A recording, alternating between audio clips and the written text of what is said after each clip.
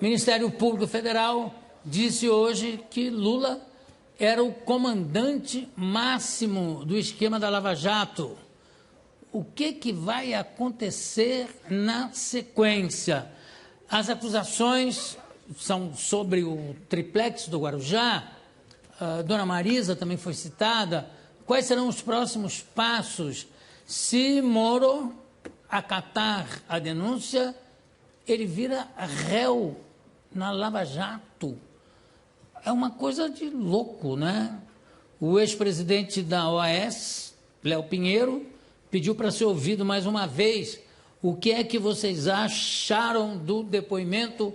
Vamos começar aqui pela Lilian, que não vem há tanto tempo, e seguimos nessa rota do tempo. Saudade, Jô, de você. Também. Eu acho que muita gente talvez tenha esquecido, num dia como hoje, tão importante, que o Lula já é réu por decisão de um juiz federal de Brasília, né, por obstrução de justiça. Foi agora em julho, eu estava até dando um Google para lembrar a data direito. Então, o Lula já é réu na Justiça Federal e não é perseguido pela Força Tarefa de Curitiba, nem perseguição política. É um juiz, outro juiz federal de Brasília, que não é o Sérgio Moro. O Sérgio Moro agora precisa aceitar ou não a denúncia feita pelo Ministério Público, que ele leva, em média, 6 meses para fazer, e parece que, dessa vez, pode ser que ele seja mais rápido, tamanha a contundência da denúncia. Nossa. E em relação ao Léo Pinheiro, não sei, botou mais farofa no ventilador, né, do que a gente já sabia, não é isso? Mais farofa? Não é? Se pessoa Porque elegante, você é gentil, né? E educada. Conta tudo, velho. Eu acho que o Moro vai ser bem mais rápido dessa vez. Nas denúncias do Marcelo Odebrecht, ele já foi mais rápido, em outras também, e nessa se espera que ele responda com celeridade. A denúncia é avassaladora, além do termo a que você se referiu, comandante, ele usou também maestro, General, o procurador, né, procurador Deltan Dallagnol usou também a expressão Usou maestro da também, propinocracia, comandante. Propinocracia. Sim, eu falei, além da que você se referiu, maestro, comandante, general, e assim, na verdade ele cresceu um sistema solar ali da corrupção em que o Lula está no centro, né? Foi bastante pesado.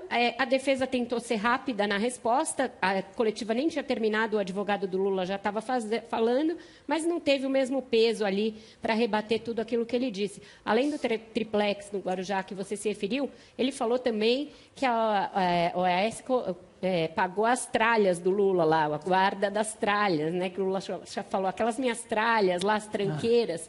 Aquilo lá custou 1.300.000 para guardar de tranqueira. Nos últimos 4 anos, né? São as tranqueiras mais caras da República. O aluguel dessa tranqueira é alto, né? Agora, o Jô, é importante também a gente destacar o seguinte, pelo que os procuradores falaram, ao contrário do que a defesa do Lula, que eu achei realmente que a defesa, não sei se foi pega de surpresa, ela não fala da armazenagem, né? Ela não se refere à armazenagem, ela fica apenas da tranqueira. Ela fica apenas na questão do triplex, mas a denúncia é realmente muito, muito contundente, muito cheia de provas. Eles amarram o esquema do mensalão ao do petrolão e deixa muito claro o seguinte, que vem seguramente uma nova denúncia em relação ao sítio de Atibaia, e eu tenho a impressão que, no final, eles têm mais um ano que conseguiu a prorrogação dessas investigações por mais um ano. Eu acho que, ao final, eles... Pelos que eles desenharam hoje, eles vão amarrar toda essa denúncia em cima, sim, de uma decisão de governo, sabe? Que todo esse esquema, que não é só da Petrobras, que eles deixaram muito claro também, atinge outras estatais, como a Eletrobras, eles citaram Caixa Econômica Federal, eles citaram várias outras, eles vão amarrar isso como uma decisão de governo, estabelecer a propinocracia. Então, uma coisa assim que eu acho que o Lula pode esperar muito mais dificuldade, muito mais problema, muito sério na justiça pela frente. Eu posso dar uma opinião aqui, ó. Não é palpite, nem é prova, nem coisa nenhuma, é uma observação. Eu tenho a impressão que o grande erro do ex-presidente Lula foi entregar toda essa organização ao ministro Zé Dirceu, que tem uma capacidade, me parece ter uma capacidade muito maior de organizar tudo isso do que o próprio Lula teria. O que você acha, Cristiana? Olha, o Petrolão, pelo que o procurador Dallagnol hoje mostrou, ele diz o seguinte: desta vez o Lula não pode dizer que não sabia. Ele diz o seguinte, que o Zé Dirceu foi apontado como chefe do Mensalão. Isso. E quando o Zé Dirceu foi preso e foi afastado, cassado, em 2006, aí se instalou esse Petrolão. Então, ele disse, não tinha ninguém abaixo do Zé Dirceu para fazer esse serviço, então teve que ser para cima. Por isso, o Lula é chefe general ou maestro. Pois é, Jo, eles fizeram muita questão de diferenciar o papel do Zé Dirceu do papel do Lula. Então, não vai dar para jogar tudo nas costas do Zé Dirceu dessa vez. Porque eles falam, inclusive, precisava de decisões que eram de partido, porque tinha aqui todo um núcleo do PT atuando, e precisava de decisões que eram de governo. A única pessoa capaz de fazer essa ponte, de mandar tanto no PT quanto no governo, era o Lula, nessa narrativa construída pela Força Tarefa. Daí porque eles escantearam um pouco o Zé Dirceu nessa narrativa e enalteceram o papel do Lula como comandante. Inclusive, enalteceram, foi... Não, o que eu estou falando é o seguinte, quer dizer, eu não estou dizendo que isso isentaria o Lula de nada. Eu estou dizendo que ele pode ter, ele deve ter, não sei, topado toda a questão e disse, não, está certo, organiza que eu assino, digamos. Você acha que a Dilma também foi traída e não sabia de nada? Não sei. Não, a Dilma? Eu acho que a Dilma não sabia de nada. Quer dizer, não quis saber de nada. Não me conta que eu não quero saber, igual... Não me conta que eu não quero saber, igual o senhor ela era presidente do Conselho. Só para falar uma coisa, em 2012, portanto, um ano depois que ela tomou posse como presidente da República, ela decidiu mudar todo o comando da Petrobras, tirou o Gabrielli, tirou o Paulo Roberto Costa, e tirou o Cerveró já tinha saído, tirou o Zelada da Internacional, extinguiu a diretoria de Internacional, e eu me lembro que essa, modestamente, gente, esse foi um furo que eu dei, ela não desmentiu. Eu dei no sábado e na segunda-feira... Qual foi teu furo? Desculpa. A queda da direção da Petrobras, que era uma coisa que todo mundo sabia. Uhum. Um furo assim, meio tigela, mas era um furo meio tigela. Não, foi um furo, não. Mas era um furo que todo mundo sabia que ia acontecer. Mas eu disse a data. Caiu e a reunião do Conselho está marcada para o dia 13 de fevereiro. E a roubalheira parou, Cristiano? E ela tirou exatamente para falar o seguinte, ela quer saber o que está acontecendo na área internacional, que ela sabe que tem confusão ali. Então, ela tirou para investigar a confusão, mas essa confusão, que ela chama de mal feito, ou alguns chamam de roubo, durou um ano até ela criar condições para tirar. Então, ela sabia, ela não tinha força política. E veja que na verdade, estou perguntando sobre a Dilma, na verdade, estou meio que provocando, porque diante da exposição de abertura do Dallagnol, hoje, na coletiva, ficou claro que o chefe, nesse chamado presidencialismo de coalizão, que também foi um termo que ele usou, não dá para o chefe não saber. E a Dilma ficou 4 mais... Quanto tempo? 2 anos? Mais 1 e meio. Mais 1 e meio. 5 anos e meio na presidência. Então, saber? É uma pergunta que eu me fiz assistindo. E ela foi chefe da Casa Civil, ela foi ministra das Ministérios. Não, mas saber, eu acho que é claro que sabia. Ela foi presidente do Conselho de Administração. Eu queria falar uma coisa, porque ele faz uma referência ao Mensalão, que a gente falou tanto aqui do Mensalão, que várias referências, né? Ele fez uma referência assim, eu acho que você viu. Ele fala assim, o Mensalão era uma mesada mensal. Isso. Este Petrolão, e era uma coisa que a gente escutava, acho que Vera sabe disso, eles cansaram desse negócio de arrecadar e distribuir. Ou seja, cada um cuida do seu feudo, cada um cuida do seu quadrado. Cada um fica com o seu pedaço. E é isso que o Dallagnol tentou mostrar. Mas uma coisa que eu achei importante, o procurador Possobon explicou, porque o Lula disse que o apartamento não é dele. Então, ele não tem nada com isso. E o Possobon explicou passo a passo... Possobon é um dos procuradores. Um dos procuradores. Explicou que ele comprou um apartamento pequeno e, no meio do caminho, passou para o maior. Fez um upgrade. Um upgrade. Então, eu diria para vocês o seguinte, ele comprou um Fusca e depois passou para um carrão. Não um importado, mas um carrão. Aí então, eu tenho outra pergunta, Cristiana.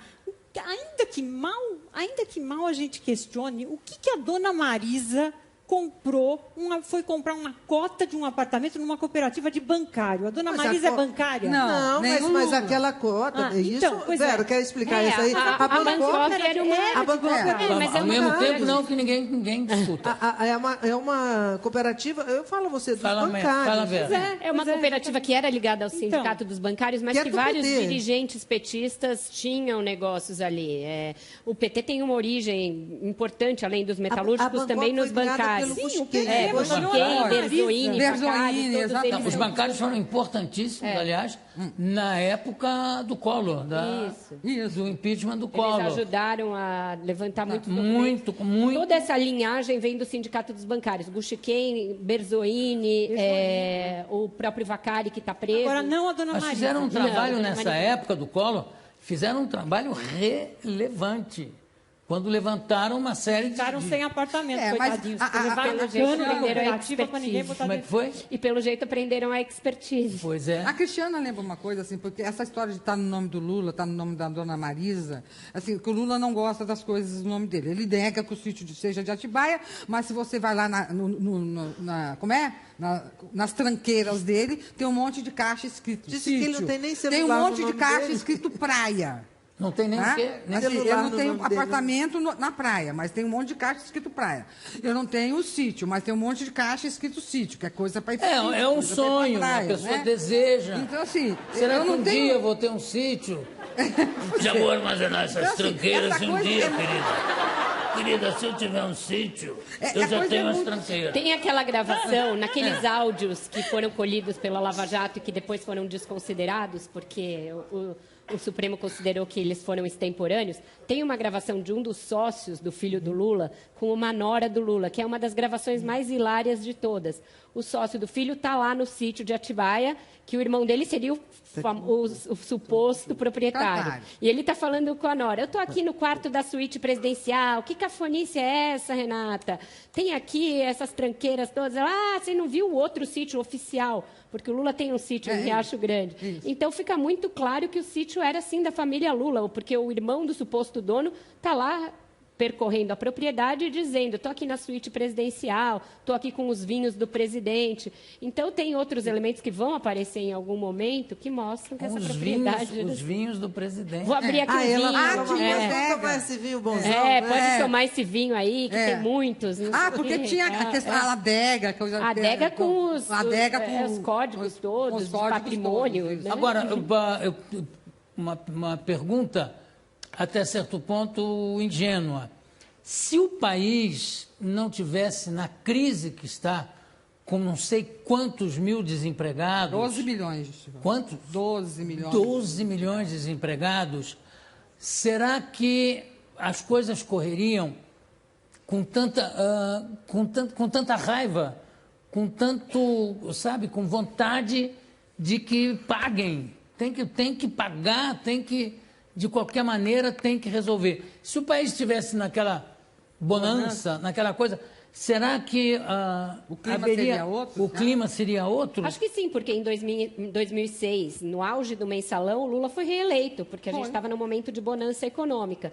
Então, sim. Ele foi reeleito. A economia tem muito peso, Com o mensalão. inclusive na coisa do impeachment. O PSDB não levou adiante o impeachment porque havia um presidente que era popular, a economia estava bem e eles não sabiam se iam conseguir levar a cabo o impeachment. Aliás, eles blindaram, de certa Blindaram. forma, blindaram o presidente, pelo menos é um jargão que se usava muito na época. Não, a oposição, em vez de aproveitar, está blindando E dizia o que eles presidente. iam desgastar para derrubar na urna. Não conseguiram. Então, muito do ser humano essa coisa, né? Quando você está... A crise chega na sua porta, na sua família, te pega e te aperta, você fica menos condescendente. Não sei se é isso. E quando você está bem, Não é que não as seja coisas certo, não. Você fica mais... Olha, nem sei se disposto a isso é perdoar. uma conjectura. Não sei. Eu não Também é sei. uma conjectura. Né? Uma conjectura. Eu acho que a coisa chegou num ponto Olha, tão não, grave. O famoso Fazendo uma bordão dúvida. norte-americano é economia estúpido, é isso? É economia estúpida, exatamente. Mas acontece que eu acho que nesse nível, que eu nunca tinha visto antes, porque pelo menos a gente nunca teve ideia que podia atingir esse nível de corrupção. Eu acho que independente do país estar bem, estar na bonança ou não, eu acho que a indignação seria a mesma, porque é uma coisa que pegou todo mundo. Ele teve uma eleição... O que foi demais, né? Foi Mas demais. espalhou, né? Num governo que se elegeu Agora, em nome da decência, em nome de acabar com a corrupção. E mudar, dar um repente, outro clima. Agora, Jô, o procurador disse não existe corrupção do partido A ou do partido B, ou do governo A ou do governo B. Ele quis dizer tem mais gente. E ele citou Claro. PT, Todas as PSDB e instâncias. PP, né? Estados, municípios e federal. Ele falou. Ele falou que não Como tem diz a minha classe, não amiga, tem ideologia é geral, né? e não tem partido, é generalizada. Aliás, não tem mesmo, Claro, no Brasil né? não existe. Exatamente. Hoje em Jô, dia... Sabe o que eu acho? Acho que essa criançada, esses procuradores que estão lá, que são valentes pra caramba, Muito. de repente resolveram, assim, começaram, como disse o Jean no outro dia, o fio do novelo, começaram a desatar ali um novelo, a desfazer um novelo. Esses procuradores resolveram... Agora, se me permite discordar um pouco ali do procurador... Impressionante. Eu acho que essa força-tarefa correria paralelamente à recessão. Acho que a Dilma teve não é bem um azar, mas, enfim, teve talvez até Circunstância. a virtude. Só ela conseguiu afundar o Brasil nessa recessão, a pior de toda a história. Ela estava errada no momento errado. Tudo Ela ruim. estava errada no momento errado. Por aí. Eu acho que as duas coisas são paradigmas. Eu queria discordar um pouquinho do procurador, naquele sol que você falou, que o Lula está no centro, quando ele coloca no mesmo patamar de importância o André Vargas e o Zé Dirceu. Não era a mesma importância. E nem o Vacari com o Paulo Ferreira, dois ex-tesoureiros do PT. O Vacari, muito mais ativo, vamos dizer, ou no momento mais importante do PT. O Paulo Ferreira também preso. Ele continua preso, né? Continua preso. Ele também foi tesoureiro, mas talvez a gente não saiba o que ele fez. Mas para nós... Pré-delubiano. Antidelúbio. Pré-delúbio. Não, ele foi ele foi pós-delúbio. É Delúbio, Paulo Ferreira. Ele foi o pós-delubiano. Agora, eu vou perguntar, Felipe e o Vacari.